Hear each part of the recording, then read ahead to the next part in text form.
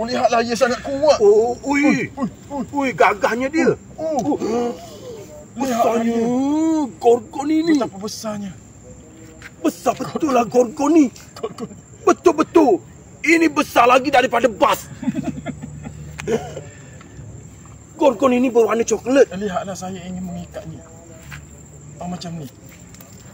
Ikat dia. Masukkan tali macam itu. Kita perlu ikat haiwan ini supaya kemudian dia buat tidak macam ni. mengketik.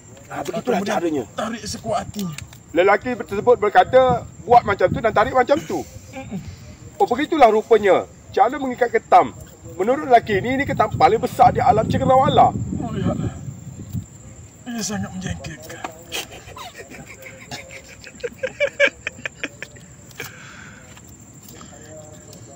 Lihatlah, satu penyepitnya telah terperangkap di situ. Lihatlah, satu penyepitnya sudah terperangkap di sana.